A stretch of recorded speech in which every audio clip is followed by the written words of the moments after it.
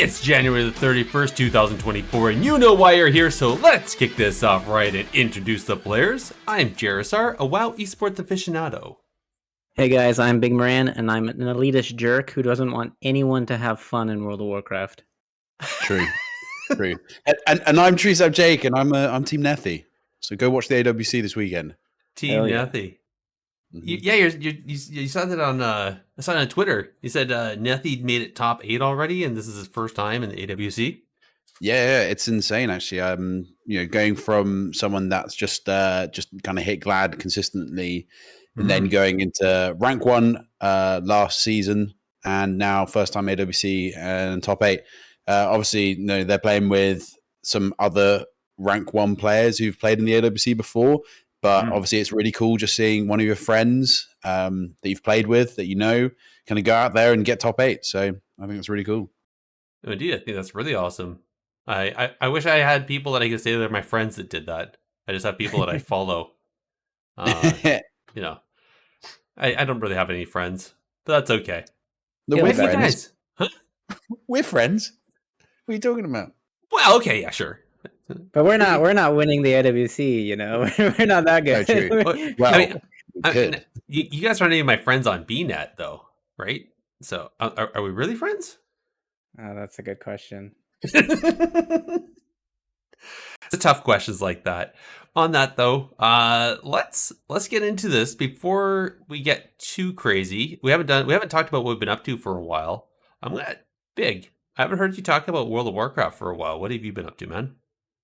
I actually haven't been playing too much recently. I'm really happy that Holy Priest got buffed because I really enjoy playing Holy Priest, so I started playing that I think last week after the buffs, and that's been really fun. There's been a bit of a learning curve because the build has changed, but anyway, I'm now playing Priest. I was playing Druid, of course, but you're not allowed to play Druid right now, right? You're not allowed to have fun. So I'm back on Priest for this season, and I'm having a blast pressing Chastise. That's a fun button to press. That does sound fun. Why can't, because Resto Druid's it's S+ tier, isn't it? Like, why are you not allowed to play it? Are people just there's some things you aren't allowed to do in this game, and if you do them, everyone's gonna hate you. And playing Resto Druid, unfortunately, is one of those things.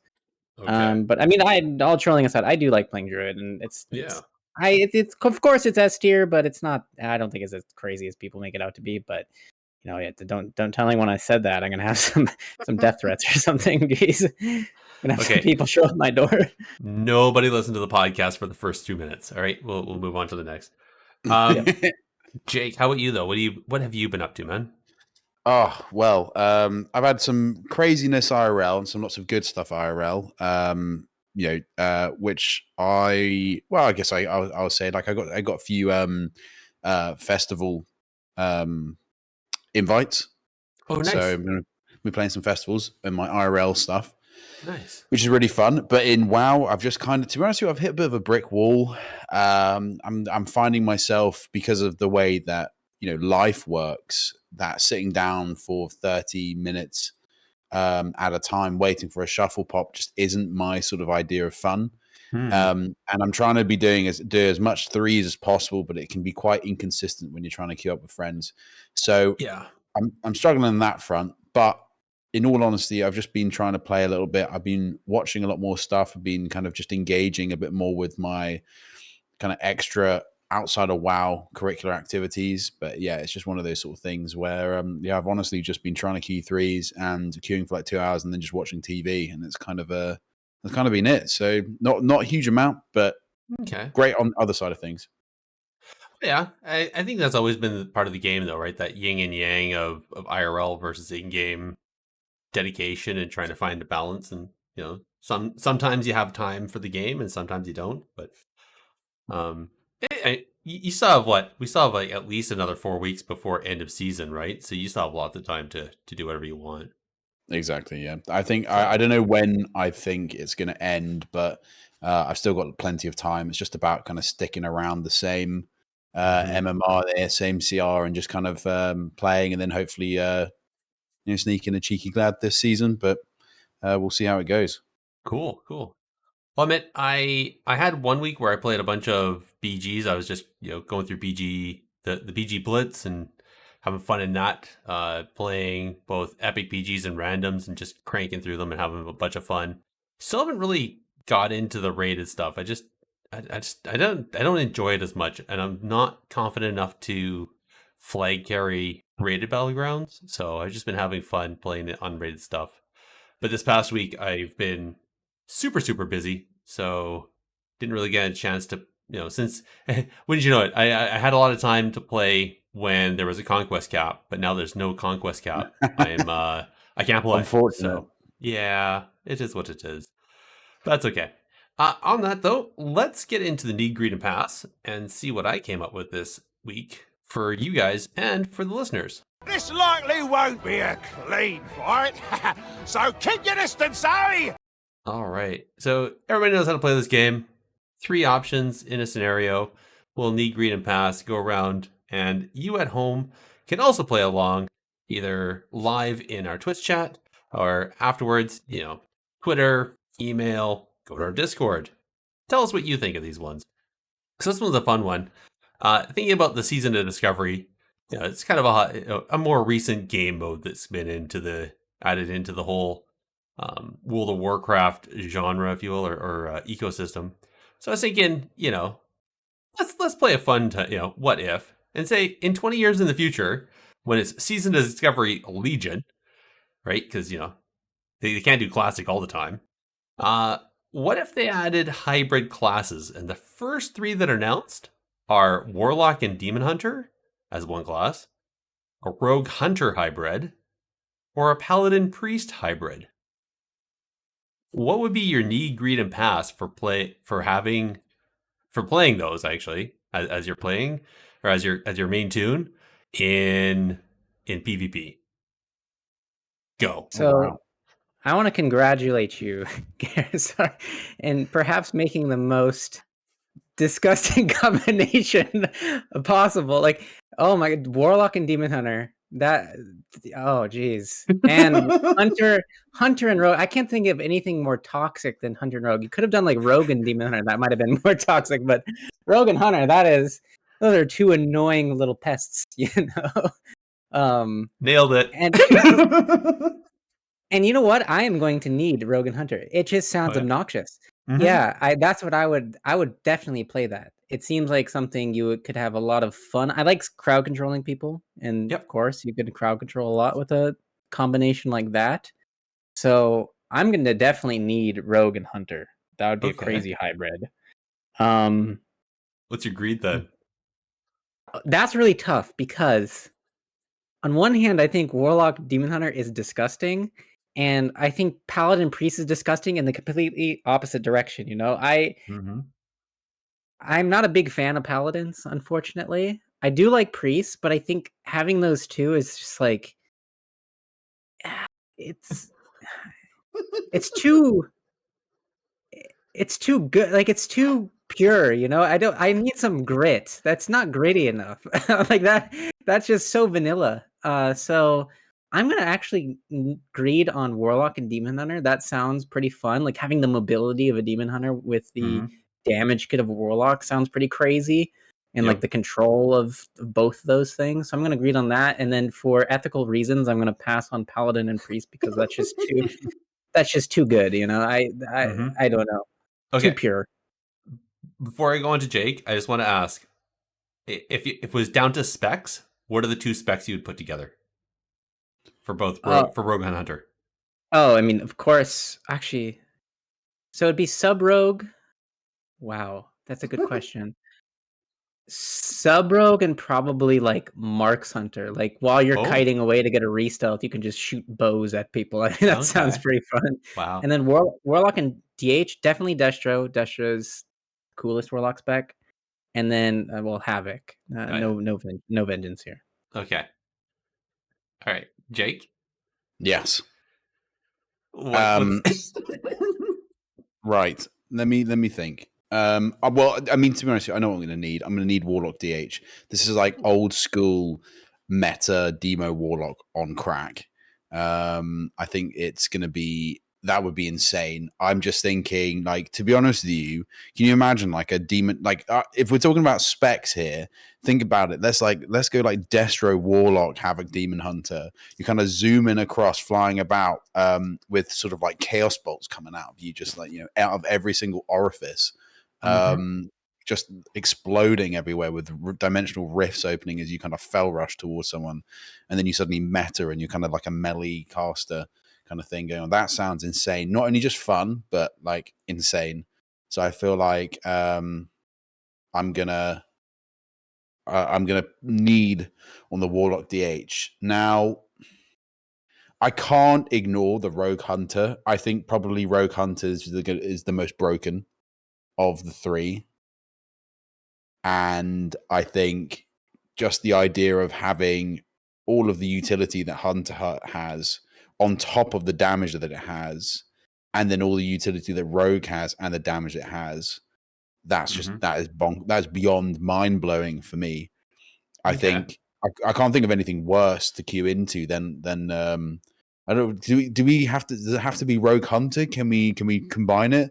Do we call it like Hogue or Runter? Ranger? Yeah, or like I don't know, like you can't really do it for Demon. I was trying to think of something for Demon Hunter Warlock, but it just became Doorlock or something. I don't know, like Doorlock. Yeah. And then Paladin and Priest is just Priest. So or Paladin, I guess. But I think actually talking about the lore, okay, I'm getting sidetracked a little bit, but talking about the lore, Paladins are just priests. They like put on the armor or like they were warriors that took out the like learned about being a priest or something. It was either one of those, which I think is kind of cool. So that's an interesting combination. I will probably pass on it though. The only reason being is that I play neither of those specs, and I think well, actually, no, hold on. I think it could be Sleeper. Actually, if you think about it from a healer point of view, you go H Pala Disc Priest. You've got all of the kind of offensive damage of a Disc Priest. Yeah. Maybe baked into like the Paladin, like sort of you've got that kind of like range damage with Atonement. That's blasting the heals on top of having a bop and bubble and everything like that. You could be an insane healer. I think what you've just done here, Gerissar, is you've just put the ultimate 3v3 comp on here. Oh, You've got the ultimate 3v3 comp. So I'll pass on the Paladin Priest only because I'm as a DPS player. I think the other two sound really interesting, but I think Sleeper, absolutely Sleeper. All right. So. Sorry, and just to make sure, so you were saying Demo, Lock plus Havoc, and what kind of Rogue and what Hunter? Well, I'm going to go Destro Warlock. Destro. Okay. Havoc. I think it'll probably have to be Sub Rogue, and then probably I'm probably going to say Survival. I think Survival would be quite strong. Yeah, they kind of work together. Yes. You've got the step, and then the kind of harpoon and other bits and pieces. And I thought that'd be really good. Yeah. Okay. Cool. I like it. So I was going to need on the Paladin Priest. And reason is the two things you kind of mentioned was that at tandem, I was thinking like, even if not disc, like a holy priest. So imagine a holy paladin standing on a symbol of hope, doing a prayer and then chastising into a Hodge or something like that. And then also the shadow side of priest and the shadow toolkit and what that would look like as a holy or as a paladin. I thought would be pretty fun because even as a holy paladin, like the damage you could also then put out as a shadow, with shadow toolkit would be you'd be like this offensive healing machine that would just wreck face. You do realize you just offended the entire roleplay community and anyone who cares about lore. So a shadow priest and a paladin. I mean that is that is Democrat and Republican. That you can't mix those. We keep those apart. Too bad. It's done. You can't do that. This is 20 years in the future. Okay. Why not? Why not? I mean, I honestly, I don't think they should do it in Legion, but my God, I think the idea of combining classes is something that if in this sort of season of discovery concept that they're doing, they should 100% do it. Like I do genuinely believe that is a incredibly good concept to kind of combine specs, because I mean, this is the thing, right? Like when we think about WoW, we think there's basically like 3 streams, right, of where it's going. There's the kind of like classic hardcore experimental side of old school WoW, re-seeing it through a different lens, which is a fantastic idea. You've then got the kind of, expansions, old expansions you're playing, you're redoing everything, you're replaying the stuff that you loved, and that's going to go on repeat, etc. And then you've got retail. And I honestly think that I don't think it belongs in retail, and I don't think it belongs in obviously the old school classic meta, but I do genuinely think that for like SOD and other sort of like classic variants, it's a perfect place to do it, to experiment, to try different things in a sort of in the safe environment of older school WoW, where although the raids are known, you have a different way of kind of looking into them, and I think that'd be insane. Yeah, I just wanted to do Demon Hunter and Warlock together, so I had to go to Legion because anything earlier than that couldn't do it. So of course then, it's gonna be my that was gonna be my greed. And for that one, I was actually thinking of Demo and Vengeance, just with the interrupts, the tankiness, the just annoyance of the tank side of Vengeance, plus some damage, but then also like all the demon pets. Because if I remember correctly, Demo Lock in Legion was really strong, so I just feel like that would be fun. And then only because I have to, I was going to pass on Rogue Hunter because I wanted the other two. And yeah, Rogue Hunter is just absolutely disgusting. That would be just, Correct. just sounds icky. It just sounds insane. Yeah. The one thing, here's one for you. What about an assassination Beastmaster mix? Yeah, you're like a melee sort of hunter that's got 2 pets on you whilst you're bleeding people down, right? And then you got the just the consistent damage from the pets on top of your sort of rot. Yeah, I mean, it sounds gross. I think when either way you look at it, if you combine any sort of rogue spec with a hunter spec, it just sounds horrible, because both those classes have insane amounts of CC and control, as well as brutal damage. I wouldn't want to go up against that. These guys would be the most terrifying. They'd get nerfed like hardcore. They'd be like season 1 Shadowlands triple rogue nerf kind of style, like fully gut it. You'd have to, because there's just absolutely no way. It's just going to do so much damage and so much control. But if you queued BGs where you can pretty much kind of like stealth around, then go in and do all this CC, you could like CC an entire team and then absolutely blast someone. Yep. Or just have the rogue sit in your flag room and just obliterate the flag carrier every time he came in trying to get the flag. I mean, rogues can do that now. Well, I know. But this would be even more so. Like, good luck bringing a healer friend just in case. Yeah, you wouldn't survive. Yeah, you just get 2 of them. 2 of them in your RBG comp, and send them both on the flag carrier. Flag carrier is in the enemy room. Healer gets trapped. They start blasting. Then they kind of just CC him out of the way with stuns and blinds, and the flag carrier is just dead. Insta. Yep. Yeah. And even if the healer gets out, you just shadowy duel the flag carrier and take him out. Yeah. So. No, exactly. It's over. Too funny. All right. As always, if you want to play along with this one, go over to our Discord. Make sure you'll let it be known what your choices are of these disgusting hybrid comps that I came up with, and maybe come with your own. See what you want. Somebody in chat. Oh, actually, hey Neffy. He said Boomy Arcane, so you can just spam clone, spam poly all day. Big. Big if true. Let's get into some PvP events, and then we'll get into the subject of analysis. Get in there and fight! Stop hiding! Yeah, stop hiding. Not a lot of events that we know of, other than obviously there's the AWC Cup happening right now. So as of right today is the open bracket. People are reaching for the lofty goal of top 8 to make it to broadcast on the weekend. And this is actually going to repeat again next week with AWC Cup number 2. So if it interests you, go and sign up over to the Raider.io there and sign up to the Cup. Get yourself a team of 3 or 4, have fun. And even if you win or lose, you will get a toy, which I'm assuming is going to be a banner like they did all last year. So it should be fun. Oh yeah, a bunch of people are streaming their point of view, and our friend Lithy is also doing an unofficial broadcast. So he's taking everybody's streams and restreaming them, and then casting over top of the games. So he's getting a little bit of getting his own practice in while doing that. Highly recommend you go check it out. His VOD should be on his Twitch channel if you missed it tonight. That's about it for events. I don't know if anybody knows of anything else going on. If you do, please let us know, and we'll happily shout it out. In the meantime, subject analysis. I'm gonna light you up, sweet cheeks. I think that was probably the shortest PvP events we've had for a while, actually. Yeah.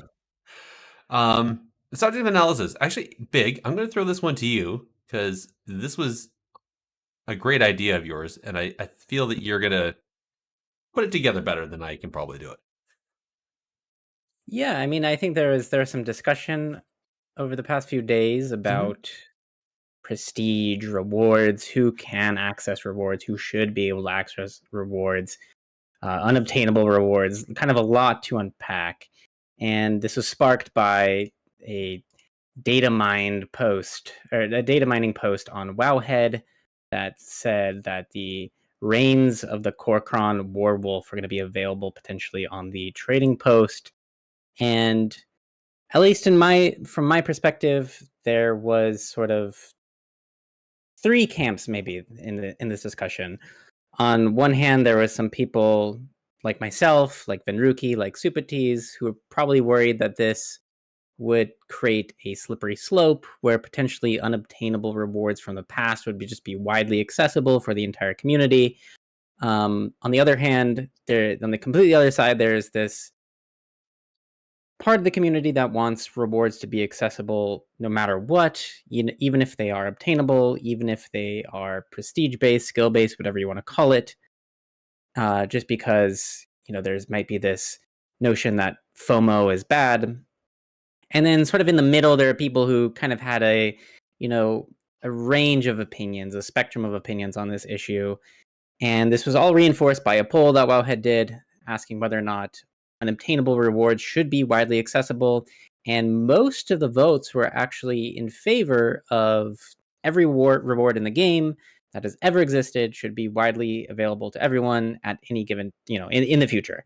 Mm-hmm. And so, there's some quintessential examples of unobtainable rewards. I mean, on my character, I have a few. I'm sure we all have some on our characters, whether or not we know them, we know it or not.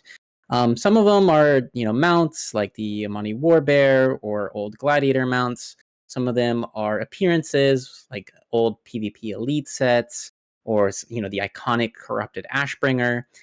Other things, are things you might not even know are unobtainable. Like, for instance, on my Hunter, I have this little note card you used to get from Altric Valley that if you right-click it, it's a reference to The Legend of Zelda. So just random things like that, okay, that are unobtainable. But I think mostly people are concerned with cosmetic rewards, specifically mounts and transmog. And again, there's a pretty big split in the community over whether or not we should allow unobtainable rewards to be widely accessible. Again, I'm on the side of no. And I guess maybe a good starting point is, where do you guys stand on this? Do you think that old skill-based, quote unquote skill-based rewards should be obtainable in the future? Gerissar, do you want to? So, this is gonna be hard. So, I have an opinion, but I'm actually kind of going to slightly counter what my normal opinion is because I voted to play devil's advocate in this conversation. Okay. So it's hard for me to like. Yeah, I'm just gonna play devil's advocate on this, and you go ahead first, there, Jake, and then Return serve. I'm gonna play the counterpoint to this. Fine. Okay. Well, I don't think. I think it's if you follow me on Twitter, it's definitely obvious. I stand with Bigmoran on this one. It's a hard no. I don't think that that anything that you could ever get from an achievement, old or otherwise, should be given for free at all. What I will caveat that with is that I think there is nothing wrong with taking a cool design from those older ones, rejigging it, so making it more modern, and then putting it on the trading post. Absolutely no issues for that. Like, for example, that Grotto Netherwing looks like a Netherwing Drake, slightly different, perfectly fine. I think that looks really nice. Stuff like that, totally fine for me. I think that's absolutely fine. Even if they did that Corcoran Warwolf and then just changed it about so it wasn't quite the same but similar looking, I'd have no issues with that. That's for me, I don't mind that too much because it's not the same mount. It's not hasn't got the same prestige. It's not the same. If you were to do a Asmongold mount off competition and brought that out as a kind of well, it's basically the same. No, that's not. It's not the same. Hasn't got the same prestige to it. Hasn't got the same worth to it. That is not something that you unlocked 10 years ago. That is just a recolor. I think if they were to bring out the exact same thing and put it on the trading post, that would be a problem. That would be a pay to win sort of situation. And I heavily disagree with that. Okay. So yeah, that is my opinion. But what I will say, and this is a different aspect of this. I personally think that if you play classic and you've played classic TBC, classic Wrath of the Lich King, and you get to the end of that cycle, let's say it goes all the way to MOP, the mounts and achievements that you unlocked in classic, which you went back and did, should be unlocked for you in retail. That's what I'll say. Ooh, that's an interesting angle. I kind of like that. I disagree, but I like that. I think that's interesting. I'd be okay with that. Okay. Because for me, and it's slightly veering towards the off topic, but I don't think it is. I think that if you do classic and they suddenly start, like let's say you get to end of MOP, that's the end of this classic cycle. We're going back to TBC now, and everything resets. What if you got Tyrannical Gladiator in MOP again, MOP Classic, and you achieve that? That is something that you achieved. That suddenly then disappears. Now, obviously, that kind of respect and everything doesn't technically go away forever because you are like you can say, oh, I was this, and you got screenshots, whatever. But technically, that disappears. So if you've got all of that, surely that should be reflected in retail as well, because technically you have played at that point at that point of the game, and that should come in. You earned that like regardless of whether or not you're playing it again, you earned that. There was effort put in to get that. And although obviously it's older and obviously everyone's a lot better nowadays, so maybe it might be easier in the older versions of the game, you still had to compete against other people that are also at the same quality of you in order to get that reward. And so for me, I think I would be fine with that. And that's the kind of my caveat to saying no to that sort of thing being put on the trading post. But I think those sort of angles are a way in for other people to get them, as long as they actually go out and do it. Okay. So considering all that, I'm gonna have to take the stance of I think everything should end up on the trading post. I'm gonna not immediately. I mean, let's prestige have prestige, but I think after let's say 7 years, that's enough of a gap. That's usually you're looking at 2-3 expansions difference, right? That we can say that the prestige isn't quite there anymore. So maybe let's start looking at it on the trading post. Let's start adding some prestige items there. I think that would be a good idea. So that's the stance I'm going to take. So I think what is useful for this discussion and for people listening is to kind of think about the timeline, like how we got here, why this discussion happened now, and why there are differing opinions about it. And so I think it's really useful to think about the time, the history of rewards in World of Warcraft. And I think a really good starting point is to talk about the whole achievement system, which was introduced in Wrath Lich King. So prior to Wrath Lich King, collection was not something that was necessarily formalized. If you were a mount collector or a title collector, whatever, if you're a gear collector, there was no system that sort of gave you a checklist to give you things to pursue. And so I think Wrath was like that fundamental shift towards achievement was, it definitely was a change in the game. And I think that the next big event that is relevant to this discussion is the introduction of transmog and cataclysm. And the reason why this is relevant is the first time in WoW's history where player skill and player appearance were completely divorced. So up until this point, if you were walking around Stormwind City or Ironforge in vanilla and you saw someone with tier 3 gear, you know that they were a really good player. Or if you're in TBC and you saw someone with PvP weapons in Season 3, then you knew that they had 1800 rating. Or if they had shoulders, they were 2k rated. Same thing in Wrath. If you saw someone with a specific shade of tier 9, you knew that they were a specific caliber of raider. All of that went away in Cataclysm, where it was now sort of your player appearance, your character appearance could be separated from your player skill, which I think is extremely relevant for this discussion because, I mean, not only on an aesthetic level, but also like sort of on a competitive level.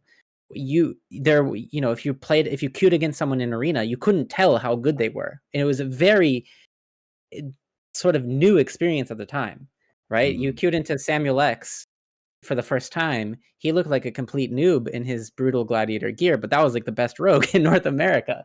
So it was definitely an interesting shift, and it will be relevant to this discussion. I think that's the biggest thing is the introduction of transmog. It gave, again, it's related to achievements as well. It gives people sort of a list of appearances to collect. And also, I think what was really nice about transmog is it was really cool because it encouraged you to revisit old content. Like I would have never done AQ40. I didn't do AQ40 in vanilla. I only did it in Cataclysm because I wanted the transmog, the tier 2.5. So I think that's a really practical and I think very useful purpose of transmog is it just encourages players to go out in the world and do things that they hadn't experienced before. So I don't know if you want me to continue, but there is more to this story. There's always more to the story. But I'm just curious, when because you guys have both, I mean, Gerissar, you've been playing for quite a while, right? Since vanilla? Pretty much since it started, yep. And Jake, when did you start? I don't remember. I started in vanilla as well, but I didn't start doing like anything. I didn't get to end level until Wrath. So I'm just curious. So when you guys were playing in vanilla, you're walking around Ironforge, you see someone with corrupted Ashbringer. What was your thought? Because my thought was like, dang, that's a really cool weapon. Like, I wish I had that, but I wish I could be that good, right? That's the feeling I had. Is when I saw someone with Scarab Lord or something. I saw someone with tier 2, tier 3. I was like, man, I want to do that. That sounds like something I want to do. I never had this feeling of, oh, that person doesn't deserve it. Like I should have that. It wasn't I should have that. It was I want that. I want to be that player. I'm just curious. How did you guys feel about seeing like these decked out people in Ironforge? For me, it was like partially it was like, wow, that's a really cool set. Then, well, what are they wearing? And then I have to go and find them on Armory to see what they were wearing and figure out like what all that meant. Well, there was no Armory in vanilla. That's an objective fact. You can't debate me on this. Yeah. I'm trying to remember how I knew what people had then. I think they linked it to me in chat then or something. I'd be like, "What are you wearing?" They'd link it or whatever, and Yeah, there was some like website that was yeah. like the armor. Yeah, where you Because could I'd have to go to like WowDB and all that yeah. stuff. And I used to use Alakazam a lot, so there's that too. But yeah, I remember like looking up what people had, trying to figure out what it was, trying to understand it because I didn't quite understand what a lot of that stuff was because I wasn't Yeah. doing that high end rating. And then um definitely like for BC when I got into TBC and that I was also equally wondering how and trying to figure out how to get into these higher end raiding guilds on my Mm-hmm. server and that and honestly I felt still like huge almost resumes trying to like explain myself and why they should take me Yeah. and so like, but it was a lot of that like that was the kind of effort that I was putting in but it wasn't I have to admit it wasn't at the time ever I deserve that. It was definitely I Mm-hmm. want that. And now I would say, I can go back and just go ahead and get it. Right? Because I just walk in there and just take it because it's super easy. I can't get Mm-hmm. ahead of the curve stuff, sure. But I mean, do you really see people walking around these days with AOTC or mounts that no longer exist in the game? Like I haven't seen anybody flying around or riding around on a non or an unobtainable ground mount anymore. I don't see anybody doing that. Hey, So I do that every single solo shuffle. I'm on my warbear. fair enough. No. So okay, so that's like one maybe, but like I don't know. I don't see it. Like I don't.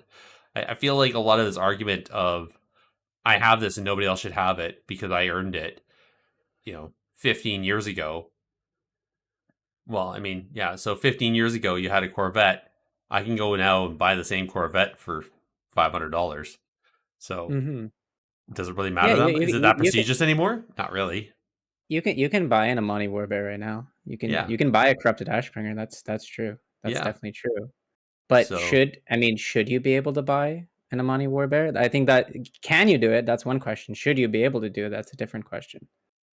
And again, I feel like it's old enough that it does. Yeah, I should be able to. Like, what's the prestige nowadays for something from Burning Crusade or even Wrath era? Like, what's the prestige there?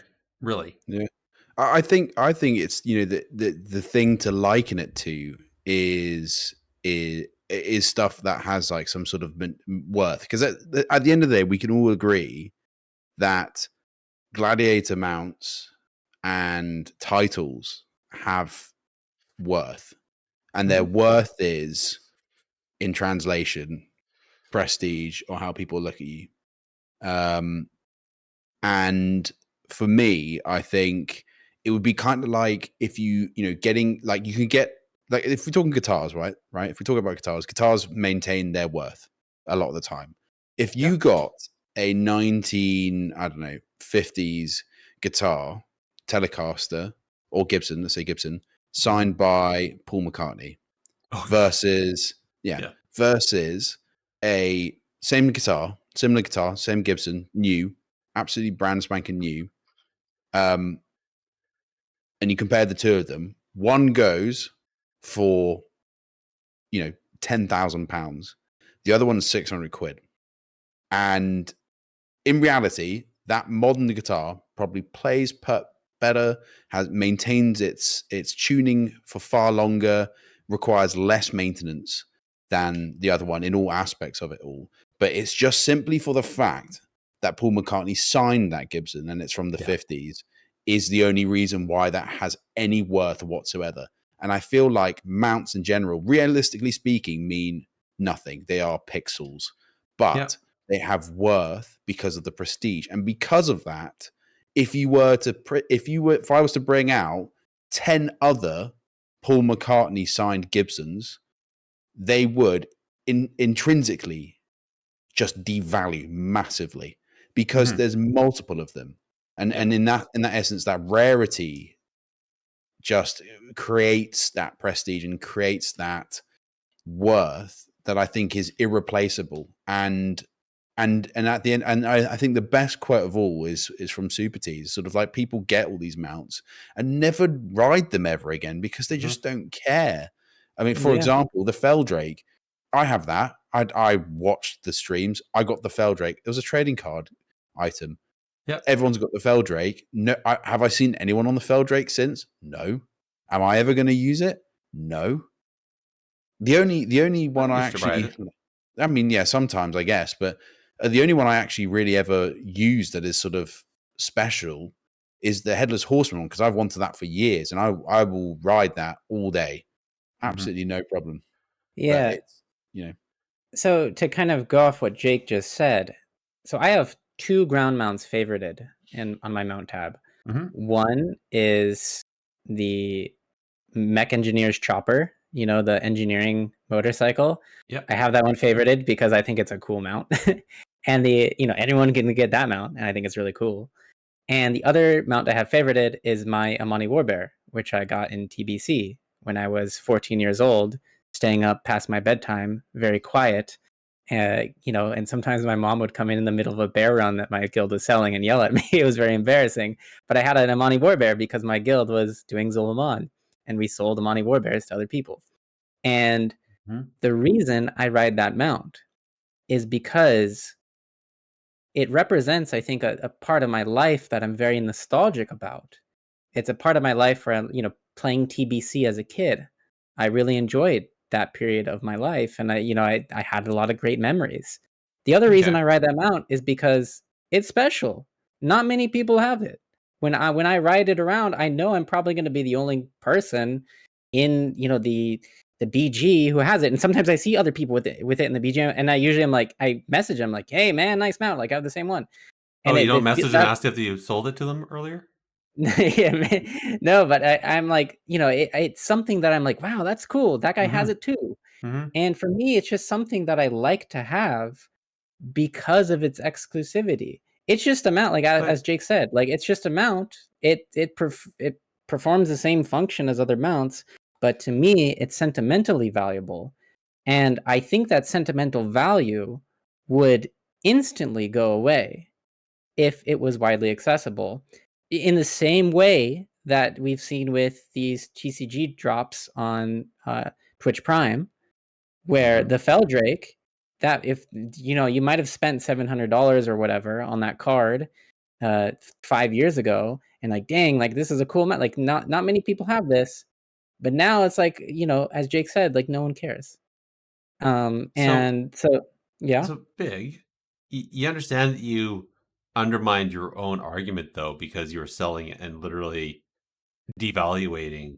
So I knew you were going to say this. I was thinking about this in the shower. I knew you were going to present this this counterpoint. So how many people were in raiding guilds at that time? Like how many raiders did you have in your guild? Probably, well, you had a 25-man guild. Yeah. So at least you had 25 people. Yeah, you probably had at least. You actually had probably a 40. Yeah. So and their alts too. Remember, mounts were character exclusive. Yep. So if you had a raiding guild full of 40 people and like at least one of their alts, that means you had like 80 people in your guild, and you could only sell, at most 2 bears a week. So the amount of people who bought these rewards is significantly less the amount of people who sort of, I guess, quote unquote, earn these rewards.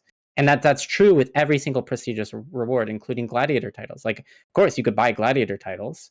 That was very common back then. It's still very common today. But the amount of people purchasing gladiator is significantly less than the amount of people earning it themselves. And I agree that, like, yeah, the fact that you can RMT some of these things does maybe affect their value in some way. But I think for those people who've earned things by themselves without paying, they don't care. Like I don't care that people buy Gladiator. And if I have a Gladiator title and someone else bought it, I don't care that they bought it because I know that I was the person who got Gladiator. You earned it. I earned it. That feeling of earning something, that cannot be purchased, right? The moment you purchase something, you lose out on that ability to claim this sentimental value of earning it. So I think that's the fundamental distinction. And again, that's why I proudly ride my Amani Warbear, despite the fact that maybe other people bought it. I don't care. I was a part, I earned it with my guild, and I think that's cool. It is cool. I think you weren't the only guild selling Warbear runs, and I mean overall. But do you legitimately think, like honestly, without playing devil's advocate, do you honestly think that there are more sold Amani Warbears than, I guess, earned Amani Warbears?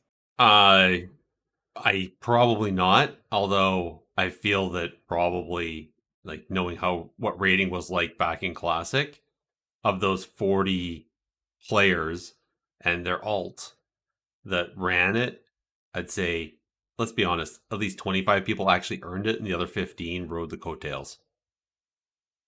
They were there for, okay. They're probably there for the buff. That's all they did. But They just sat there and buffed the raid for 5 minutes. There's always the worst. In every single form of, there's always a worst player, right? Yeah. But there's still, like, okay, there's a worst player on Echo, there's a worst player on Liquid, right? Okay, hold on. Who's the worst player on Echo? Who's the worst player on Echo? Yeah, you've said it now. Go on. No. Let's not do this. In the raiding guilds, right? In the race world first, there's always going to be a worse player, but they still are good enough to do the race the world first. Like that, I don't think that matters. Like the fact it's a little bit different. I think some people are getting more carried than others. I don't think that. I thought you were talking about the PvP teams. Admittedly, when I said he's the worst player, and I'm trying to wrap my brain. Who's the worst? Same concept though, right? There's always going to be a worse player on the team. Okay, so. who's the worst player? No, I'm kidding. I'm joking. Oh, geez. Help yourself right now. Yeah. So honestly, all I'm trying to say is that rating back then, there was like a whole bunch of really good players, and sure, there'd be some players that weren't. Any time of team, there always has to be somebody that's at the top and somebody that's at the bottom, always. But I recall the way that stuff kind of worked, and even sure, some of those really bad players were better than other players that weren't even allowed into the guild because they didn't have the capacity or the capability. But arguably, they also like there's people that were like in Molten Core just AFK half the time because you only really needed 20 people to kill the boss, and the other 20 were there for like buffs and cannon fodder. Well, I am glad though you brought up the fact that people can buy things, because I think that is the next major event in WoW history that is worth discussing, is the introduction of the WoW shop. True. And the ability to buy mounts, to buy pets, to buy whatever. So if transmog was the divorce of player skill and appearance, the WoW shop was the divorce of in-game participation and rewards in a legitimate, like, not breaking TOS sort of way. And that I was about to say, I think that sort of opened the floodgates with everything else to kind of where we are now. The ability that now you don't have to participate in anything to get a shiny looking dragon. You can just go to the shop and pay $25. I think that was a significant change in WoW culture. I think I'm going to counter slightly that I feel where the WoW before, there was always you are always paying for items in World of Warcraft, prestige, or just general. But it was all through time. You gave your $15 a month, sure. That gave them the money to develop and create all these art assets. But otherwise, it was you putting in the time and the effort. The time, it was all game time. If you put in 40 hours. Sorry. It removed the gates. There's no gatekeeping, so to say. So now it was, okay, if you can't put 40 hours a week into this game to become that superstar, then sure, you know, just play your 10 hours a week, keep working your job, give us $25 extra, and you can have a shiny. But Mhm. correct me, a lot of the stuff when it was first put into the WoW shop wasn't stuff from the game, though, was it? I don't remember. I was pretty sure it was all like new art asset stuff.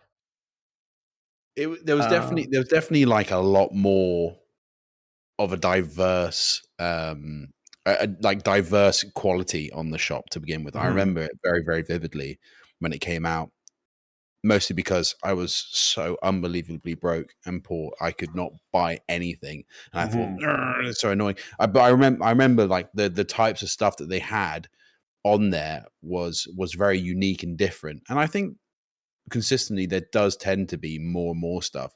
I think we can boil it down actually more than anything to the introduction and invention of microtransactions within games. Yeah. That's where Oh, yeah. that's what this is really doing. I mean, it's Blizzard Mm-hmm. trying to compete with how heavy microtransaction games like League of Legends, for example, just pump the money. And all of that, especially League. League is a very, very big example. And actually, to be honest with you, interestingly enough, they have a way for you to earn skins that were previously locked behind time. At the minute, they have a system for doing that. I mean, it still takes money, but they actually have a time for you to do that. A method for you to do that, and you can unlock older skins. I don't think all of them. I think some are genuinely locked behind time gates. Like for example, I think they have like prestige skins and kind of variations of skins, so like chromas they're called, which is where you different colors. Those some of them are locked behind a time gate that never appear again, but to be honest with you, most of the time there's a rotation and you're able to kind of get older stuff should you wish to in that regard. But that's all microtransactions. That is, a lot of it is getting points on there to use to buy that sort of stuff to get your character to look the way it is. I definitely don't think there is as much prestige in some of the skins anymore in League. But as an example of it, they just do it and people like it, but it makes the company so much money. So obviously for WoW, the introduction of that shop is massive for making money. They don't care whether or not you get a mount that looks very similar to something that's been unlocked before. I mean, originally the shop that wasn't doing that, as you say, it was much more unique. There's definitely some uniqueness to it, but I think in the brains and minds of the consumer, aka us, it basically gave us a very easy way to get what we wanted, which is a mount to use. A flying mount. If you hadn't been able to unlock a flying mount before, I mean, anything that could go 310 before the changes, you could get that, or you can get a faster flying mount to kind of that sort of thing. Like there are options for it. So I think that's really important for that culture shift. And I don't think there's anything wrong with having a shop. I just think it's the mentality that was never going to change. That was always inevitable with the way the microtransactions were coming out. So I just think it's yes. So now that you have money, have you gone back and bought all that stuff, or have you considered some of it prestigious and not bought it because people that could earn it at the time you couldn't, but now you can buy the new stuff? Well, it's interesting you say that. I actually got a very lovely gift from the Blizzard. I got that care pack. I don't know if you guys got it as well. No. I imagine you did. You got I didn't get a care package because I'm Canadian. Did you get one? The what? Dragonflight? Yeah. I have it. Yeah. So I got that, and in that was obviously a version of the game, which is nice, and that actually just put money on my account. So I have bought stuff. I just didn't buy it with my own money as a free gift. And so I got some of the stuff that was up on there, and I enjoyed it. But yeah, for example, and an example of this is, do you remember those really cool helmets that you get? And I can't remember when they first came out, but it was like kind of like a helm of domination kind of thing. Yeah, the fire, ice, those were really cool. I always wanted them. when I was younger, and obviously that was from the shop, but they then got rid of them for ages, and I always wanted them, and then obviously they came back, so I got those, which I was really happy to get. But again, those are visual. And would I say that they're prestige? No, because they're just always from the shop. Like people got them from the shop. It's just, as you say, it's pay to win. But it looks cool. And I think Transmog is slightly different in that regard anyway. But mounts wise, I mean, you just go, I think in the end of the day, in the beginning, it used to be, oh, that's cool. I think nowadays, because the game is so old and because everyone is so damn good at it, that you're looking for that extra uniqueness that goes, this is something that I have that's cool, that separates me from you. Yeah. I mean, at the end of the day, that's it all. And to be honest with you, with the amount of time that we spent on this game, I don't think there's anything wrong with that. So I was gonna say, I think the reason why this whole debate happened, right? This 60% of people who voted that unobtainable cosmetics should be obtainable, like all of them. I think that was the poll, like all unobtainable cosmetics. I think there's an explanation to that, and I think honestly, and this is gonna sound crazy, but I think the explanation to that is like COVID, where there was not only in WoW, but I think just broadly speaking, a culture shift where people got really into sort of niche little hobbies and like collecting things. So for instance, the Pokemon card craze, the resurgence of Pokemon cards, that happened during COVID. I don't think that was an accident. Sneakers became really fashionable and collectible during COVID. Stanley Cups, is something that people now wait in hours in lines for to add to their collection. So there is now this, there's now this sort of Funko Pop collection culture that is sort of permeated in different parts of our world. And I think World of Warcraft is just one of those parts where you have this player base who is not really interested in the rewards themselves, but more interested in having the rewards as like a box that they can check off on a checklist, if that makes sense. Like once you have, okay, I'm sure have you seen the videos of people who have like hundreds of Stanley Cups, right? No. They're not using, okay, so I'm not even joking, Gerissar. There are people who, you know what Stanley Cups are? You know what I'm talking about? I heard about them. Yeah.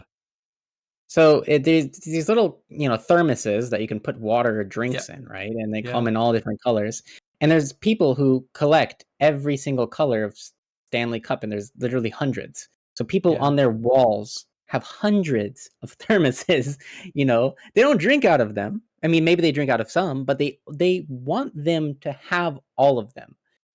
And I think that's kind of weird. I mean, I just think it's kind of weird. I mean, good for them. I mean, we all like to collect something, but I think like when it comes to WoW, right, people are wanting these elite sets, these gladiator mounts, these Amani warbears, because it's just another thing they can collect and sort of add to this checklist that they've been building. And to me, I mean, I just sort of ethically disagree with that. I think it's a bit unhealthy, but I don't know. I just think some things that people should leave in the past and should be willing to sort of respect that these are unobtainable and they don't need these things, because as Venruki has pointed out time and time again on stream with these store mounts, all the store mounts look really cool, right? Yeah. But no one cares.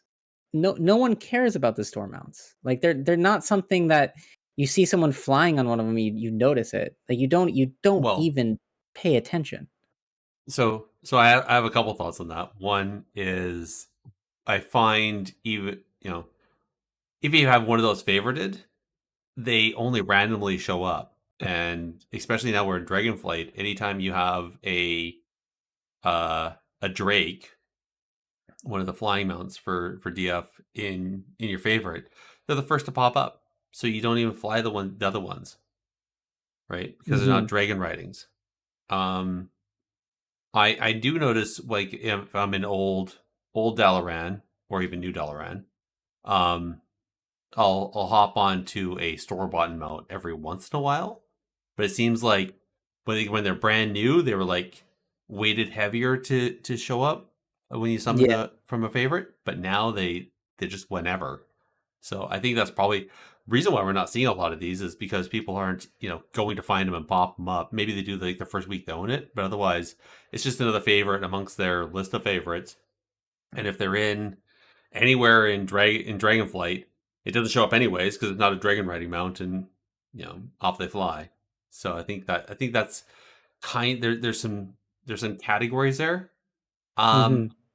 I think the thing that a lot of people are failing to recognize though is that while the trading tenders are kind of given, they're not given completely freely. You have to do stuff in the game to earn them.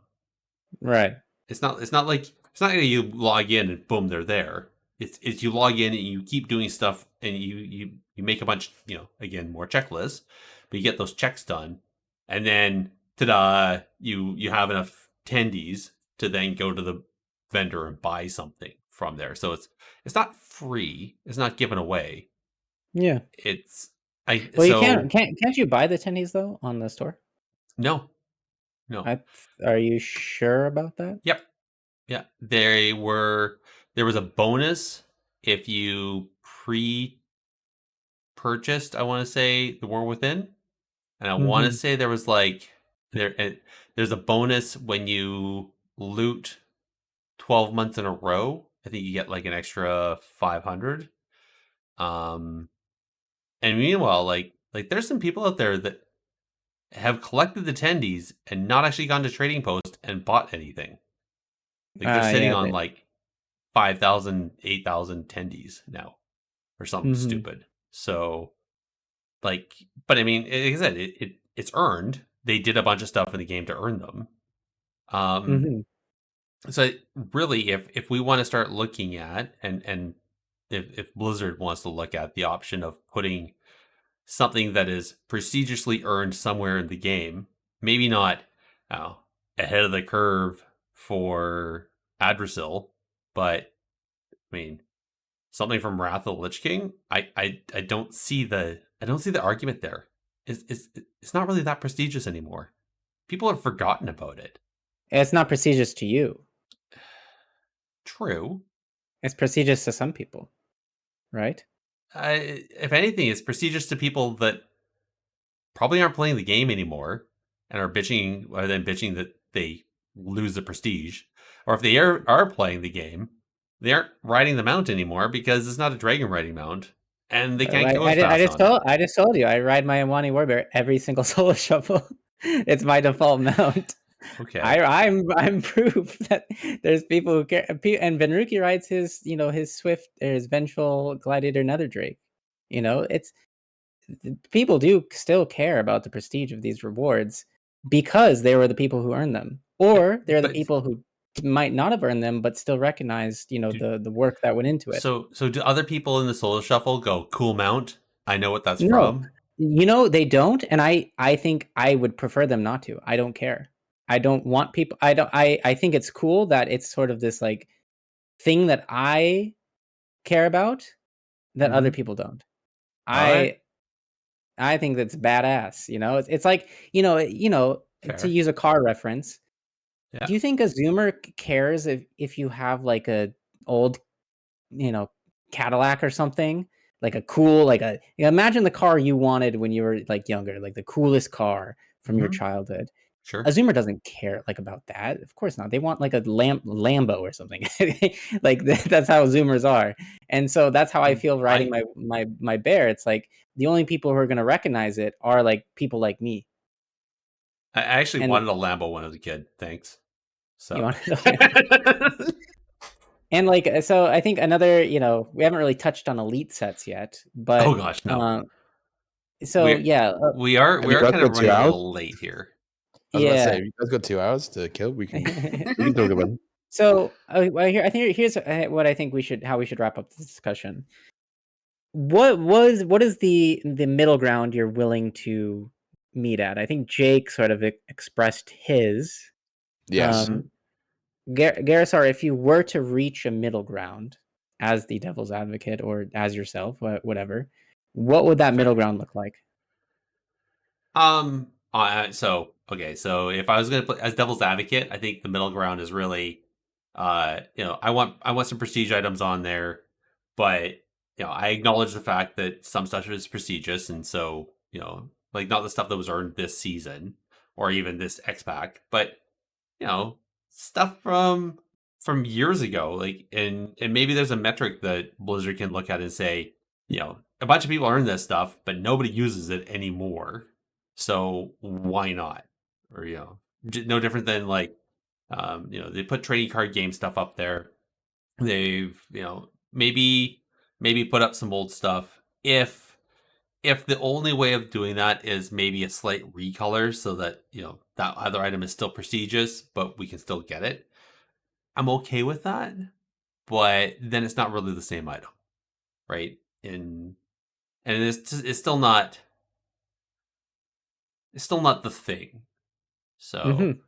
um I don't know, I guess arguably, and just to throw it out there, is make that thing super expensive.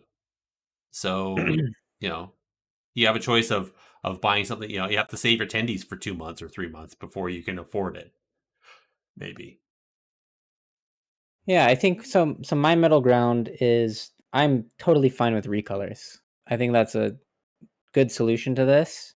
If you I think that some things are best left in the past, like the corrupted Ashbringer. As Hmm. much as I want that sword, I don't think it should be available to everyone. I think it represents a specific era in the game that is in the past, and I think we should be willing to respect that. Hmm. But they brought the Ashbringer back with the paladin weapons in Legion, but they just Hmm. look different. You could obviously tell there's a difference. They Yeah. brought the Amani Warbear back with the Amani Battle Bear, which had a cosmetic difference. So Yep. I'm completely fine with having similar items but not the same. As someone who has the original elite sets from Kata, Hmm. I'd be totally fine if someone had a very similar looking set, but not the exact same one. And I think, yeah, it should be gated somehow. Like, I've seen arguments like, oh, maybe we could bring back elite sets for 2200 rating. I think that's a really cool solution. I wouldn't want them to be the same elite sets again, but I think Hmm. giving people additional carrots to chase is vitally important for PvP. I tweeted that picture Yeah. about solo shuffle representation, and there's just this massive drop off after 1800 because people Yep. stop queuing because they get their sets and they, you Yeah. know, if there was if we had more granular rewards along that path, and I think elite sets could be one of those rewards at like maybe 2200. I think that'd be good for the game. Hmm.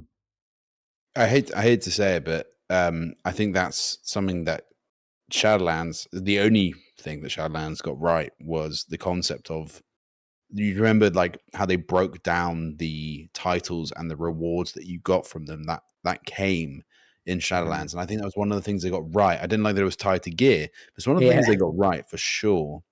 And I've always felt that when you get to 2100, you just get 2100, and then there's that huge gap to 24. And Mhm. realistically speaking, if you think in about Classic, yeah, you didn't get any rewards, but like even at like like you could buy weapons at varying, or like armor bits at varying different ratings. So there was a reason to push. And then also you got your tablet at 2-3. So for me, I feel like I love that idea. I'm a massive advocate for them bringing in more rewards, even if it's smaller. I mean, I think I go as far to say that I think they should at 2-4 give a ground mount, and then for R1 give a flying mount. Like that is what I think personally they should do. They should split it so that there are those two rewards there. Mhm. Yeah. And But they already have a ground mount with the fish and What? well, saddles. Of course, yes, of course, yeah. The vicious saddles, yeah, absolutely. The ultimate R1 dream. Well, Yeah, no, so but that's kind of like it's the participation one. It used to be at 1400 CR. Now it's at 1000 because Shadowlands. well, I Like, remember. people couldn't even get 1400 because of the gate kept gear. Yeah, But I remember. I remember when that used to be 100 games of 3v3. yeah, You got that. You got those vicious mounts, and that it's was cool. still pretty I, much is.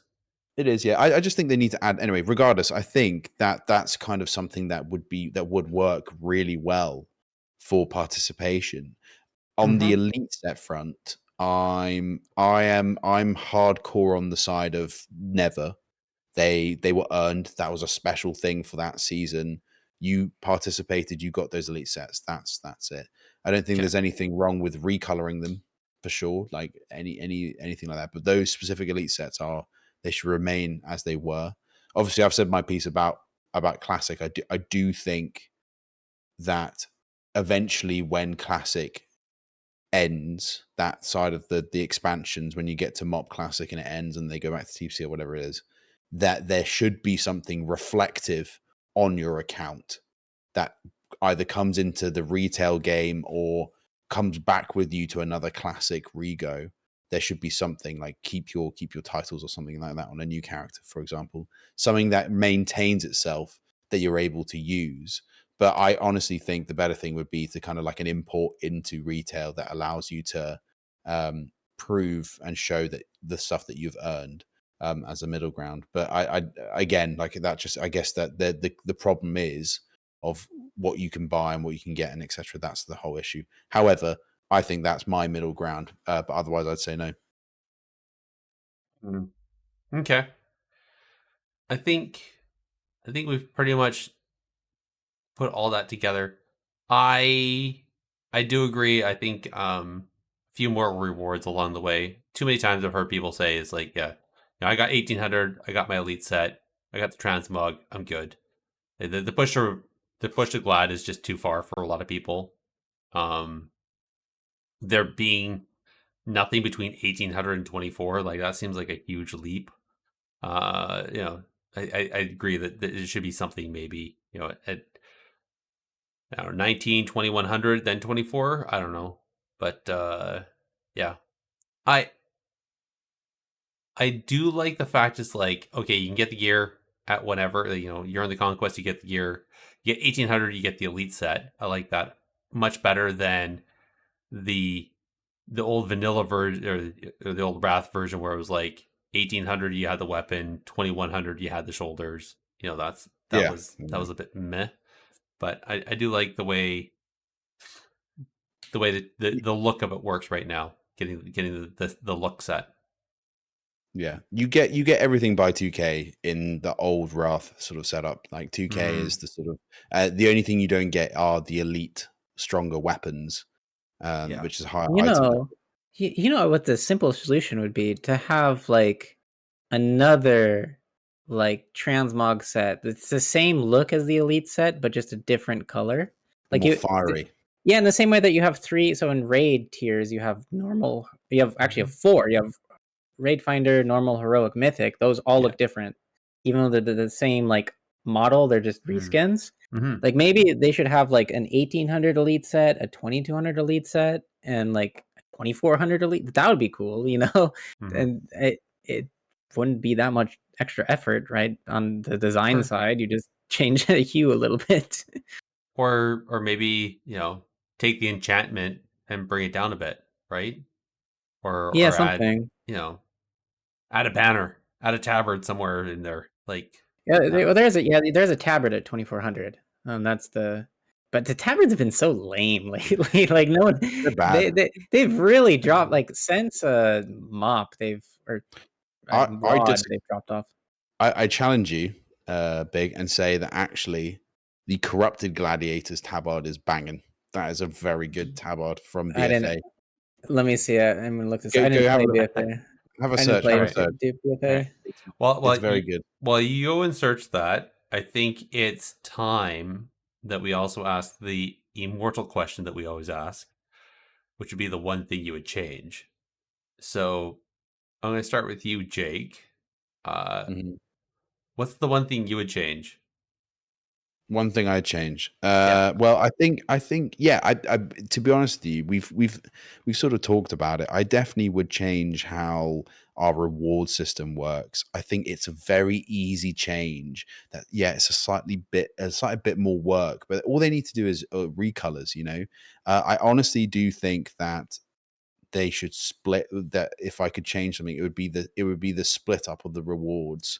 I'm perfectly fine with the 1800. I honestly think that they should keep a lot of them, but then bring stuff in the middle ground. So like 2K, you get something light. It doesn't have to be too crazy. But I guess the problem is that it's the time and effort you want to put in. So for me, I think simply put, that the simple one thing they should change is splitting what reward you get at 2-4 and what reward you get at rank 1.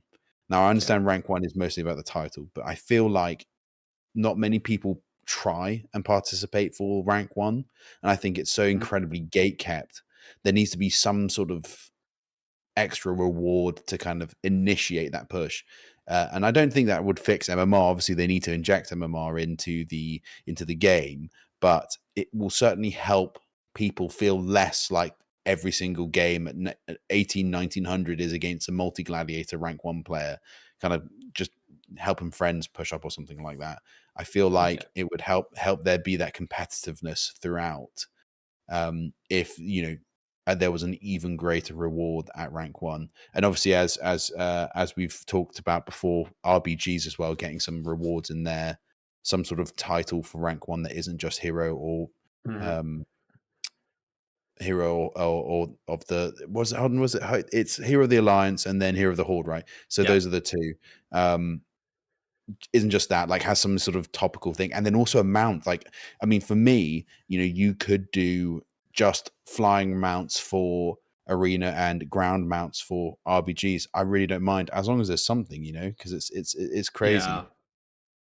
I That's mine. Okay. Those kind of two things I changed, or 3 or 4, something like that. But same Well, concept. it's all under rewards. So, Yeah, exactly. all right. How about you, Big? I'm gonna give a meme answer this time. It's Uh-oh. somewhat serious, somewhat meming. So tomorrow, I've been tweeting that we're gonna just see these Sailor Moon transmogs all over the game. I think everyone's gonna be wearing that transmog tomorrow, guaranteed. Um, so I think Blizzard should lean more into like these, because it's clearly I mean, correct me if I'm wrong. It's clearly like a Sailor Moon transmog, like that. It's definitely a nod in that direction. I want to see Rangers transmog. That should be the Okay. next thing they introduce to the game. I want to roll into the arena with my homies, and I want to be the Red Ranger, and I want to fight my demons with everyone having coordinated fits. That's what I wish.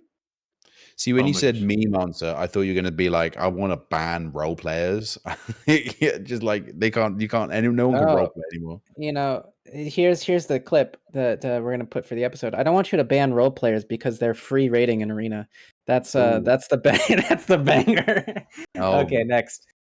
no, that's right. Don't worry, they're crying right And now. But recorded. All right. I'm going to something I think I've mentioned before, and something I'm going to bring up again.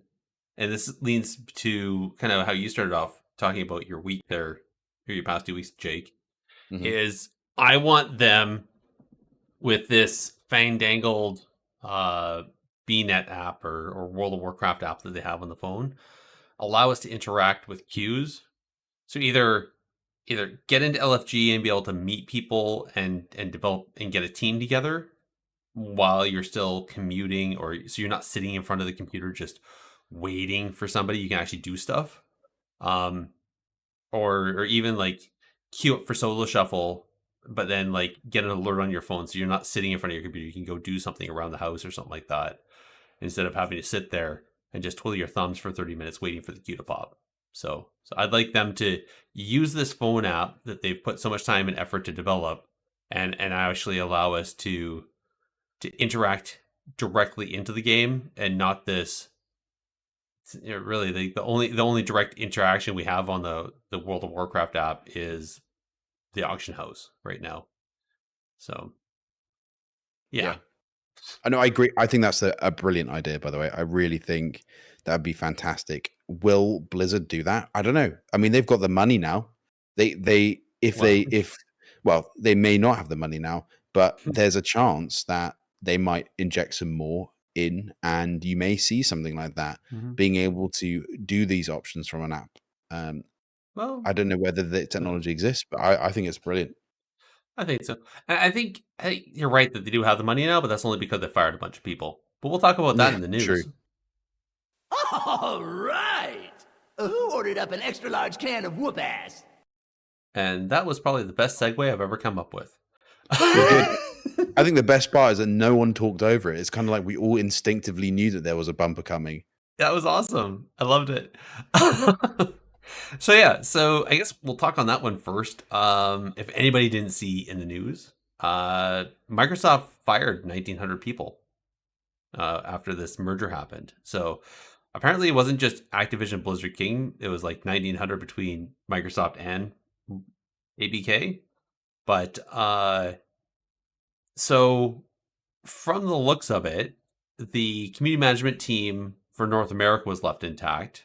The European team was decimated, but with labor laws in Europe, there's options there. They're being provided options to continue in some other fashion. So they aren't like, here's your pink slip out the door, which is nice. I haven't really seen. Did you guys see any other indications of who else was lost from at least the World of Warcraft team? I had nothing No, personally. but I didn't see that it was mostly EU people. Well, I say so. That was just that one little piece. I did see something about like GMs or like customer service people were also being let go. Hmm. But like it was again, I want to say it was like in like the number of 60 or something like that. And I think that the idea being there it was going to be, no longer North American people or no longer continental. It was going to go offshore, which is kind of standard for conglomerates, I'd say, which is unfortunate. But I feel like Microsoft probably has a big enough, customer service team that it wasn't that hard to just move that. It sucks for the people that Mhm. got fired. Like, don't get me wrong, but Yeah. um, Th- but I'm I not mean, sure. related to this news. I mean, maybe not super related, but I mean, did you hear that Best Buy will no longer be selling physical media? Neither will Walmart. Like, Yes. no more discs, Yeah. which I'm really sad about. Like that.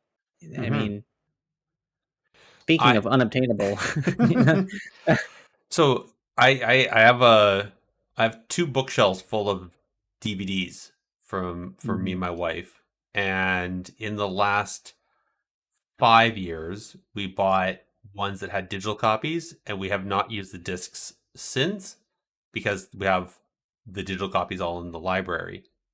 Mhm. I'm actually kind of liking this because I recently have found, and I've been somewhat upset that I go to buy a DVD or a Blu-ray, and I go to buy it, and it says digital copy, and I take it home, and it's only iTunes, and I don't have iTunes. Oh Um, yeah. so it's like, oh well, that was a waste of $50 or $35 or whatever. Like you anyways, so I we've actually gone more recently in this past year to just buying digital because then we don't have to go to the store. We don't have to wait. It's just right there, right? In fact, actually, we pre-purchase. So, Right. the only thing I find that I hate about that is that the disc always had extra special features. Like you had like the cutscenes and the making ofs and some stuff like that that made it worthwhile. You Yeah. don't get that with just the digital purchase. It's just the movie, which I Mhm. feel is a major loss, especially when you're paying the same price. Like, really? So, anyways, I'll get off that. I thought you were actually going to talk about the 60 people that were fired from esports, though, just the No. other day. Okay, so that I found interesting. So, from interactions in the community and just some of my own background sleuthing, it seems like none of the WoW team was impacted by this. rumor is that it's mostly on like people doing production in that, and it seems to be mostly for the Overwatch League and Call of Duty side. So I'm happy that it's not the WoW team. It sucks again that people lost their jobs. But what do you think that tells us about Microsoft and how they viewed um, the Activision Blizzard's esports production stuff? Well, I mean, I am shocked that WoW is intact, if I'm being perfectly honest. You know, I love WoW, but I'm shocked. So, hopefully there's nothing more than these 60 because, I don't want WoW to go. But yeah, I mean, we talked about it before the cast, like maybe it could have been an inevitability with the Overwatch League for just kind of maybe being too big for what it was, for a game that, for a while was really popular, but then sort of simmered down over time. So I'm sure you saw that guy. He's a former MLG. He's a founder of MLG or something. Adam? I don't know. Is it Adam? Yeah. Yeah. Tweeting about how WoW's seemingly headed in the direction of grassroots organization. Specifically, he was referring to OTK and maybe even the Race World First, sort of being grassroots events in the community, and that's quite possible where we're headed. If there are more layoffs. And I will say, like, I think there's a lot of potential there. So even if we were to lose WoW esports as the brand, I think there could be some room to grow community organizations as a replacement for that. GCD was a community organization. So yeah, even though things might be looking grim or could be grim in the future, I think there's always a potential of resurgence. Yeah. I honestly, I felt like Overwatch League was already on its last legs, that I think people were just waiting for that axe to fall. I don't think anybody on that team was surprised that that happened. I'm actually kind of thinking that maybe it should have happened earlier, like after BlizzCon, but I feel like they just waited until this whole merger went through, knowing that it was going to happen. It was just going to be they're like some sacrificial lambs, if you will, to be added into the chunk of 1900. Mm-hmm. Yeah. Weird. I'm hearing it. Okay, I heard some static on the line, but that was weird. It was just me. I guess so. Minus that, onto the other stuff. Speaking of events, that grassroots events, at least, Oasis, they did their Mythic Plus Key Push tournament for charity, and they also, so for the Rise Against the Disorder, or RAD, they raised over $1,000, $1,115 to be exact. And the team Attacks on Chickens won the tournament, so kudos to them. Good job. One that snuck underneath the radar, Snoopy, who, if anybody doesn't know, streamer, high ranked PvP player, and pretty sure he's on the show once. He hosted his own 2v2 tournament, DPS only, and Big Max and Vion won that. So congrats to them. So I still have to go back and watch that. Hopefully, Snoopy still has it on his VODs. Okay, couple other items. Did either of you guys catch Echo's event there where they talked about their AWC team on the 29th? The podcast? Yeah, I missed it. I watched like snippets of it. I didn't watch the whole thing though. Okay. Well, what was your take on what you saw? I mean, it was kind of what I expected. It was nice. I can't really say anything bad about it. No, I think they're good players. Yeah. Jake, did you watch it at all? Catch any of it? I didn't actually, no. Oh, Weirdly okay. enough, I did not. I did actually. I was meaning to. When was it? The 29th. What was I It was doing? 29th. I think I That was when was Monday. that? 29th was it Monday? Yeah, I had a lot going on Monday, so I didn't manage to catch that one. I Yeah. really wanted to I really wanted to catch it. I just didn't manage to get around to doing so. Okay. But I think it seems, and I think I wish they'd do more of this sort of stuff. I like that. I like Yeah. that kind of thing. I think it's so missing in the WoW PvP scene. It does make me so sad when I think about it because there is so much potential for Mhm. WoW PvP. I know I saw actually it was a really interesting tweet from someone. I think it was Grimlock talking about coaches. Why don't we have coaches? And obviously my main thought and thing I did tweet to him was that there's not enough money. There's absolutely no way that the players Mhm. are splitting their money anymore with a coach. You can't do anything else other than sort of stand there and tell them exactly what they're also talking with to each other. Yeah. But I think realistically speaking, it's just there just isn't that pull for it. Like we don't have enough people that can realistically make a career out of it in WoW because there just isn't that money in there, despite the fact that there absolutely 100% could be Mhm. if we had the right number of people to the right sponsors, the right amount of money coming in to actually kind of do that. And I think these sort of podcasts with players and kind of I remember seeing the Move do one with Golden Gardens, which I thought was so Mhm. awesome. It's just such a shame that we don't have that as much anymore because it was just so good Yeah. to and is so good to do that. So I'm really happy to see that sort of thing kind of come into its own. You do.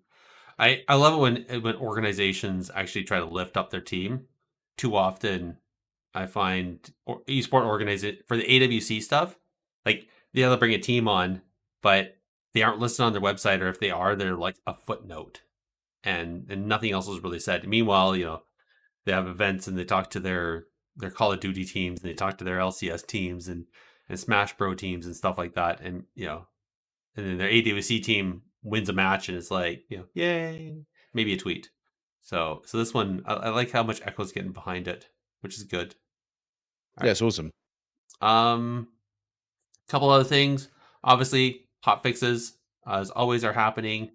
Not really anything new PvP wise, but I'll say last week's, or the last one we talked about there last week. Literally, it was I guess it was last reset, right? We got the announcement just as you guys were finishing the podcast last Friday. Oh yeah. What's the aftermath? What's it looking like? Uh, I'm hearing fears are OP because they won't break. I'm hearing Ret Pally has got buffed to S plus tier or higher. So fear is interesting because there was a bugged talent on the for priests that was actually making it not really break. Hmm. If you were watching Sedu's stream at the time, he was complaining that he was just like dying in fears. I think that's probably been fixed. It was like a bug or something. Mm. Of course, I think the biggest meta shift is that Sub Rogue got kind of swapped out for Outlaw at the high end. Of course, HP pools went up, Sub Rogue damage went down. Not really good for a class that kills in burst windows. Red Paladin, I think the changes were good. I don't know if I would call it S plus tier. It's somewhere either high A, could be low S. Who knows? Kind of Okay. depends on your who you are. Holy Priest got buffed. Not really, actually, not much changed. If in the landscape of the meta, just a few little tweaks, and Hmm. high rated players are complaining that games are really long now because HP is higher. Yeah. Take that for what you will. Doesn't necessarily mean your games are going to be longer. So yeah, not much changed, honestly. Okay. All right. Um, it's just kind of throwing out here. This is like a tangent, and I'm not going to speak specifically to why, but generally after things like this, or regularly, we'll see a tweet or a comment from a rank one player saying that their class is broken and it's unplayable at the level that they want to play it at, and that it needs Yeah, buffs or something like that. Yet yeah, at any other level, that same class is found to be impervious, impossible to kill, the one that does the killing, and stuff like that. Is yep.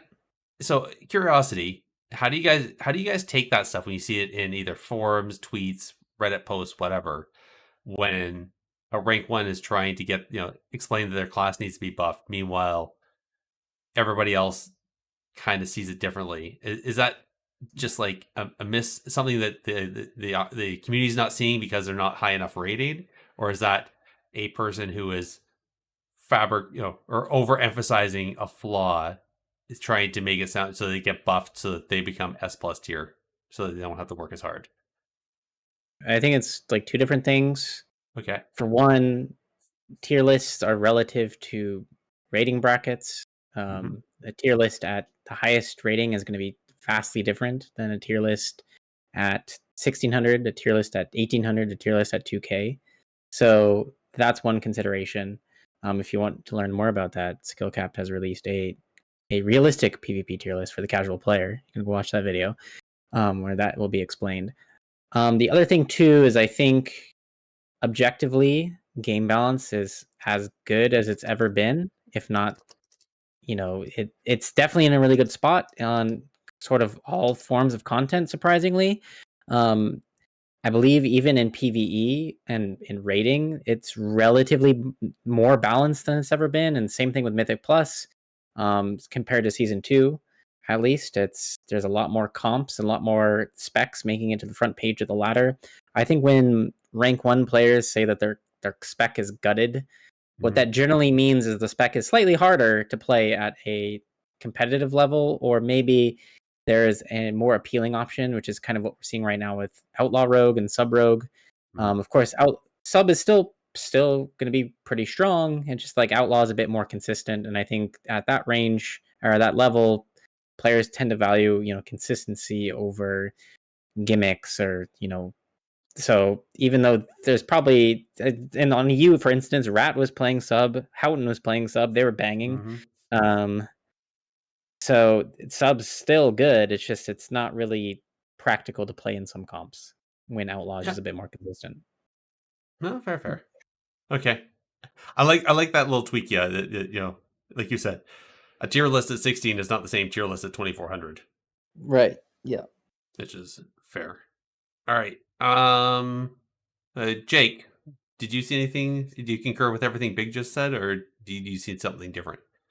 No, I do agree with Big. I think for me, I've definitely found on EU there's a lot more Ret hunters that have been a bit more kind of grim, but I don't think it's been massive. Surprisingly so. I do think that Rets do tend to hit you for quite a lot, consistently more. I don't think the Rat Warrior is a lot more difficult, but it's no more difficult than it always has been. So that's been really interesting to kind of realize that actually, it isn't as bad. I think I haven't really noticed much with the armor buffs. I just think in general, it's been okay. It's just nothing's really changed as much, and if anything, it's just kind of made the sort of more polarized specs. In terms of the by polarized, I mean the strongest ones on the edges of what's OP and what's not, kind of a little bit more so. You can kind of tell by the huge amount of warlocks playing, rogues playing, the just kind of usual sort of stuff. And it's just, I mean, there's a lot of things that are viable, but I don't know, the pace of the game can either lead towards damp, and a lot of the games do go to get damp. I found that that's the issue. Most of the time it's sort of healers are and if you are getting one tapped, it's a mistake more than anything that you've made just in the beginning. And that's the kind of to and fro of the game at the minute. I think buffing the health did that. I think definitely made it more damp than it needed to be. A lot of the specs that are normally quite strong kind of got a bit stronger because of the health buff. Whereas some of the specs, that sort of have suffered with the health, for example, Fire Mage, you don't really see them as much. But I don't know. I think for me, it's sort of, I'm not feeling it as much, but I think it's an all right. Okay. At an all right place. It's just not what I would say is ideal. I think I'd like to see some of the changes reverted, maybe less health, maybe ease off some of the kind of heavy consistent damage that comes from some specs, and kind of put more into the burst. So, yeah, just to add a little bit of context. I know we're ending things up. but like the health HP buff benefits some classes way more than others. Like for instance, Oh, yeah. Warlock. Yeah. Warlocks have more stamina in their talent tree, so the HP buff is multiplied. Also, Mortal Coil, its healing is based on total health. Your Dark Pact, its absorption is based on total health. So there's definitely hidden winners in the patch, which I don't know if they took that into consideration because Warlocks were already quite good, and now they just got better. I suspect that it was probably estimated, but not fully known until it went into effect. So, Mm-hmm. all right. Last but not least, Season of Discovery Phase 2 going live next week. So, if you guys saw this, so there's going to be a new raiding dungeon. It's No More Gone. It's going to be a 10-person raid, 6 bosses, level 40. That's kind of cool. A new PvP event. So same as what they had with what was it with Ashen Veil? They have Ashen Veil is being tuned down. It's now going to be a 3-hour timer. And the world buff will not apply to max level players. So in the meantime, the new one is going to be a 3-hour timer called the Blood Moon, and that's going to be happening at Stranglethorn Vale. And I want to say somebody was saying it was FFA, but I'm not free for all, but I'm not seeing that in the announcement. So maybe I'm missing something there. But yeah, so that's going to be pretty cool. And sorry, that's it. Yeah, so unlike the Ashen Vale PvP event, there will not be any PvP objectives in the Stranglethorn Vale event. So yeah, so I guess it's just going to be, you have to keep an eye out for the Chosen of the Blood Loa, who is more than a force to be reckoned with, and will kill all in their path. So interesting. So yeah, I guess it's going to be free for all, and then you just earn the rewards. And on that, they have a couple new items. There's a ring and a one-handed mace, strength and agility. So maybe that's going to be class specific. So maybe there might be some other class specific stuff, but that's all they had announced there. And also, apparently, there's going to be adjustment to the matchmaking in Season of Discovery. So that's going to be interesting. And I didn't really have it here in the links. It was something that was mentioned, but also they're going to be breaking GDKP runs in Season of Discovery. Oh, yeah. That's big. So, massive. yeah. Massive change. So it's really big. So it'll be interesting to see what that does to the economy on those servers. Yeah, I think I saw a quote somewhere that actually in reality GDKPs are simply like they're like a symptom of the problem. They're not actually the problem itself. The problem is the gold buying. Yep. And yeah, people are always going to be buying more gold. I think GDKP is a way for it to massively expand. I don't think we'll see it expand as much as it has done, but I think in general gold buying tends to be the major problem. Well, I counter that with, but if you're not buying the item you need through GDKP, you then don't need the gold, so you don't need to go and buy the gold. So is gold buying the symptom to GDKP, or is GDKP the symptom to gold buying? I think GDKP is a natural evolution of the gold buying problem because regardless, people are going to buy. What's going to happen is there's going to be people that farm massive amounts of items, and people are going to buy them from the auction house. You know, you're kind of like your stuff for all the potions and everything. That's going to ramp the prices up, and then people are going to start buying gold to compete, and then it's going to keep going up and up and up. That's the kind of idea. That's the ramp that starts happening. And that's always happened. And then people are like, well, hold on, why don't we do raid runs where you can buy the gear that you need and we'll sell it and take a profit. And then, we'll get a bunch of good people in who can make money from it that way. So I think that's the major problem with it, is that people are still going to be buying the gold. It's not going to ramp as hard, which is great, fantastic, but it's still going to ramp. And I think they've dealt with one part of the problem. They're going to try it out and see what it's like. No GDKPs. Mhm. And then from that point onwards, they'll decide whether it's worked or not. And I think the answer will be that it has worked and that people are going to enjoy the game a lot more. Yeah. Because the problem is that people get so roided with gear so very quickly from GDKPs that they're gonna struggle. It's just gonna take all the fun away from actually going in and playing the game. Hmm. Okay. Well, we'll see. I don't know. I'm not entirely sold on that, but we'll see. It's an experiment, so we'll see. Yeah. We'll see what happens. Indeed. Definitely is an experiment. I think that's about it for the show, though. Why don't we do shout outs and then the outro? We'll call it a night. So, Big, do you want to shout somebody out? Yeah, shout out to Gregors in the Skullcap Discord, who's been recently promoted to the helper role. Been giving people really great answers. If you ever have a PvP question, head over to the Skullcap Discord and just ask a question. Maybe Gregors will answer it. That's awesome. All reliable Gregors. Yeah. Yes. How about you there, Jake? I think I'm gonna once again shout out Nethy. Great work on Mhm. getting top 8 on your first AWC. I think people should go make sure you watch them over on Twitch. I think it's Twitch.com/NethyLol.